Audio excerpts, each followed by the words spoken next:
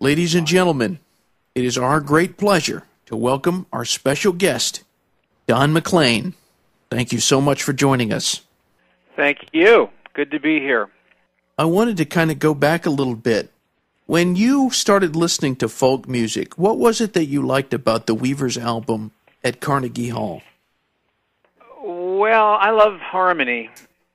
There was a lot to be learned by listening to the Weavers, and anybody who likes harmony can learn a great deal from listening to that particular group, because they did many different things and they did many different harmony things within one song. One of the things that I learned from listening to them was how to build a song that basically had a verse and a chorus from verse to verse. The song got more powerful or reached a sort of a climax, if you will. And it's difficult with a song like that because they kind of drone on one verse after another, one chorus after another.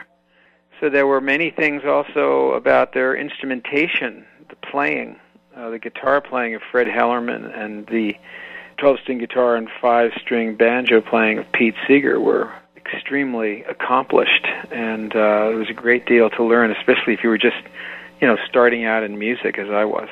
You just mentioned Pete Seeger a second ago. I was hoping you could tell the listeners how you met Mr. Seeger and what did he teach you? I was around Pete Seeger from about 1966 until about 1975.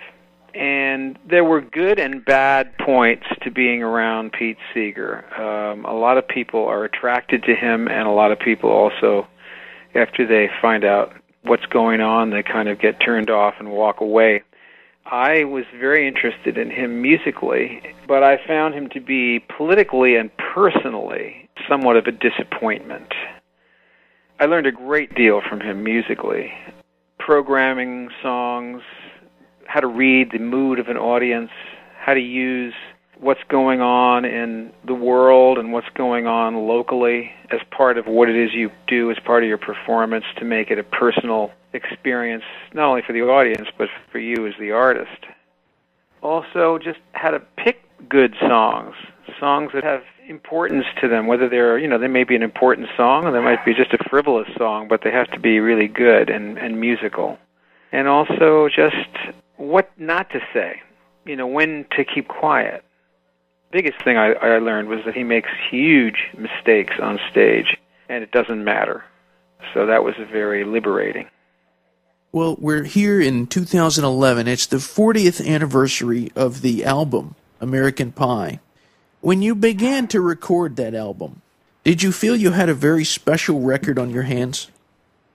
I knew I had a very talented producer in Ed Freeman, who was very meticulous and very sensitive toward everything that we were doing.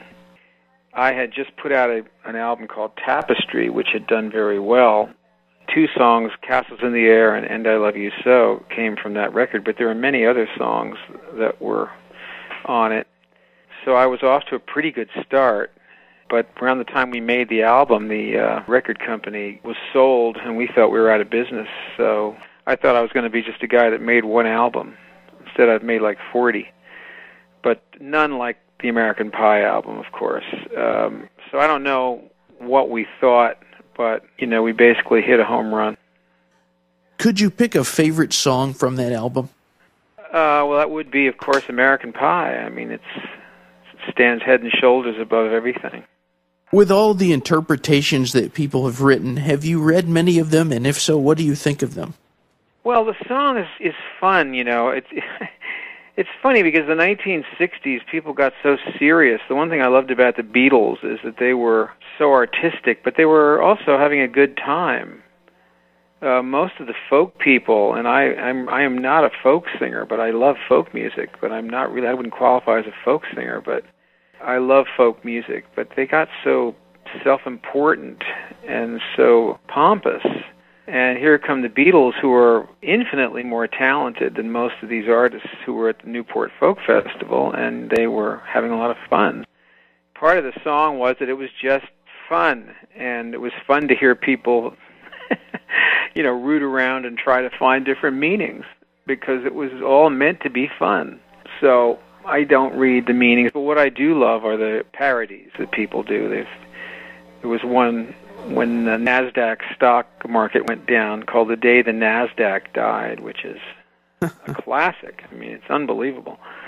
And then, of course, Weird Al's parody, The Saga Begins, that was marvelous. And there have been probably 20 other ones. I had the opportunity to interview Lori Lieberman, and she talked about the incredible emotional response she had from your song, Empty Chairs. So I wanted to talk about that song. What is it like to receive such an emotional response from people from something that you wrote? You know, I was never really cut out to be in show business. What I wanted to try to do was just the best thing that I could do. And I don't know if you've noticed, but most of my songs are all very different from one another. Really different. Definitely. And that was one of the things that I was shooting for, was to try to create a new concept every time I wrote a song. To be quite frank, I was oblivious to everything except what I was doing. And the most important thing was to make records, because, and you know, I didn't know whether I would go over well on records or not. I didn't know whether my voice would record well or not. I didn't know what would happen. So when something like the Killing Me Softly thing happens, it's just a sort of a total from left field type of a thing, which is very complimentary, and it's a wonderful thing to know that she was thinking of me and they were thinking of me when they wrote the song and when the song was recorded. But again, it's just totally from left field. I read a quote from you where you were talking about your song Vincent, and you said, the essence of the artist's life is his art. What was it about the print of Van Gogh's Starry Night that struck you? Well, first of all, I had decided that I wanted to write a song about him. It was a really kind of basic kind of a thing. I figured, you know, I would just write using the most famous painting. And as I was looking at the painting, I realized that something occurred to me, which was that this is him. It's not his painting, it is him. Just like my songs are me. They're not just something I do. See, most people do something. You know, they go and get the car fixed, or they walk the dog, or they, you know, read the paper. But an artist puts what he is into his art, and even without the artist, he lives on because it is him. So when that very obvious realization hit me, then I started to just, you know, tell the story and write the song looking at the imagery, and it just wrote itself, which sometimes happens. In your opinion, what makes a good song a good song? Well, that's just my opinion.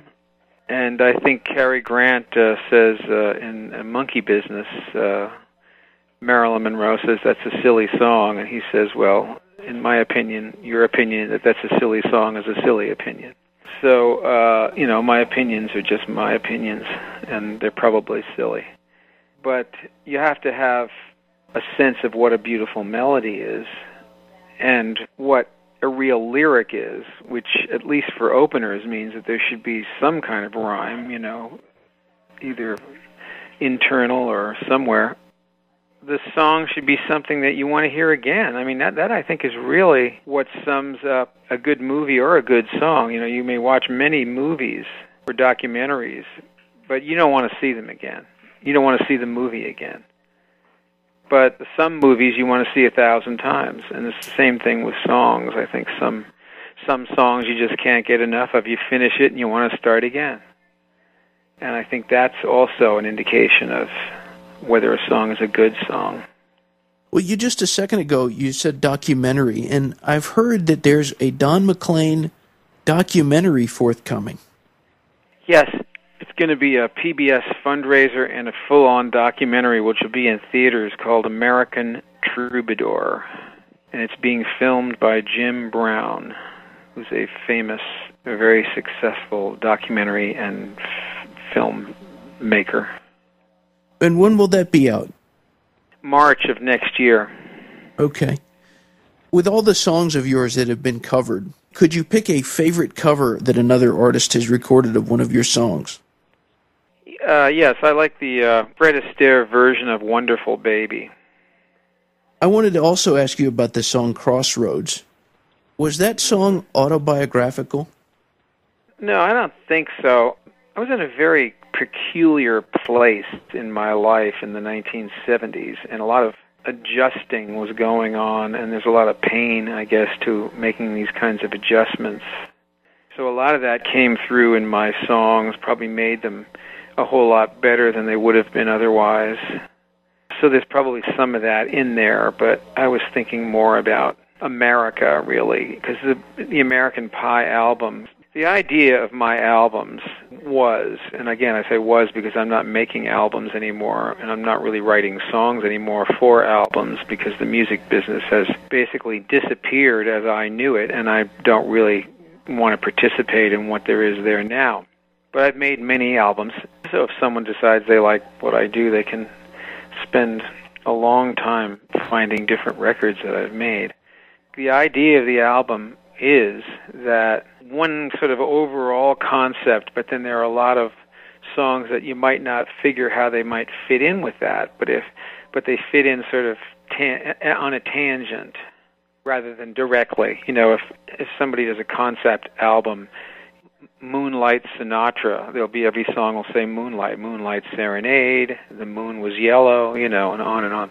Well, that's not my concept albums, and they all are concept records from the point of view I just described. Well, on that note, the one song, The Grave, what inspired that song? That was a dream I had. I suppose when the Army was breathing down my neck trying to draft me, I guess that was written or later, I forget, after I'd been rejected by the draft. That was a dream. I dreamt it and woke up and wrote the song. I wanted to ask you about Sister Fatima. Listening to the lyrics of that song, it made me wonder, are you a man of faith? I was brought up a Catholic, but I'm not a Catholic. My father was Protestant, my mother was Catholic. I think my father probably had as much of an influence on me in a negative way toward religion as my mother tried to have on me in a positive way toward religion. So in the end, I feel that probably I'm not religious in that I do not believe in religion, but I do believe in God. I guess I'm a pantheist of some sort. I believe that it's all around you in nature and everywhere in harmony, and you know, you're either improving or you're not. You know, you're either getting better or you're getting worse. You really don't stay static. And as we move along in life, many tests reveal to us and to others where we are and how we might be better.